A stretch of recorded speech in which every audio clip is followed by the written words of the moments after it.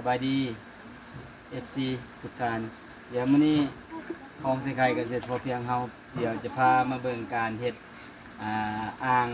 เรียกว่าบอนใส่พอพันธุ์เนี่ยพันธุ์กบนี่เฮาจะเฮ็ดเอาซื้อแทงห้องน้ำตัวนี้เอาซื้อมาอยู่2แท่งตัวที่1แม่นเฮาเอามาตั้งแล้วเฮาชอบซีมังใส่หาระดับเนี่ยยามมาใกล้ๆมือกล้อง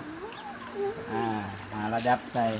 หาระดับให้ตัวบอนปล่อยน้ำนี่มันต่ำเดี๋ยวกลับมาเบิ่งตัวนี้นี่อย่างมาพี่มาเบิ่งนี่บอนปล่อยน้ำออกโอเคกบอันนี้เป็นกบเด้ตัวนี้มันบอนปล่อยน้ำออกเนาะนี่เนาะปล่อยน้ำออกส่วนตัวนี้เป็นบอนไข่น้ำตัวเป็นเสาตัวนี้นะเดี๋ยวย้ำมาใกล้ๆนิดนึงดูซื้อๆเนาะพวกกบทั้งหลาย อันนี้มันบอนปล่อยน้ำนี่น้ำหมุนตัวนี้มันจะน้ำออกน้ำมันจะลงพื้นบอนต่ำสุดมันจะมีทั้งนี้มันทั้งเทิงมันสูงตัวนี้มันต่ำถ้าพิษตัวนี้ออกน้ำมันก็จะออก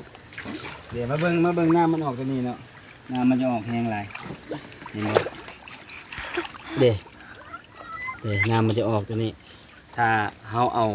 เวลาเราจะปิดปิดมาพี่กล้องถ้าเวลาจะปิดเขาก็ซบตัวนี้ลงคืนบนมันจะมีหูของงอนี่ครับหน้ามันก็บออกเองเนาะมันก็จึ้งไปเลยตัวนี้เดี๋ยวจากนั้นมันก็บุบตัวนี้หน้ามันก็หยุดตัวนี้เป็นระบบน้ำระบบเปลี่ยนน้ำของอยู่ในอ่างกบเนาะกบพวกนี้นอนอยู่ที่ไหมกบเนาะอันนี้เป็นอีกหนึ่งไอเดียในการเฮ็ดบอนใส่พอพันธุ์เนี่ยพันธุ์กบเดี๋ยวเขาจะเอาหลังจากเฮ็ดเรียบร้อยแล้วเขาจะเอากบพอไปพันธุ์มาใส่นี่เพื่อเอาไว้ผสมพันธุ์ในช่วงเดือนมีนากุมภาบ่แม่นมังกรกุมภาเดือน2เนาะแต่จะเอาท่ออีกท่อหนึ่งมาวางใส่เพื่อยันกบมันโดดขึ้นเพราะท่อหนึ่งก็50 เซนเนาะกะทิสูงประมาณนี้เอา2ท่อเลี้ยงกันแล้วก็จะมีฝาอัดสำหรับการใส่พอพันธุ์ในพันธุ์กบอยู่ในนี้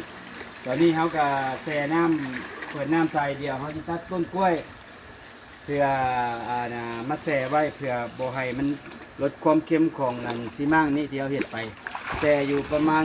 3-4 มื้อโอเคเนาะขอบใจหลายๆที่ติดตามแม่งบ๊ายบาย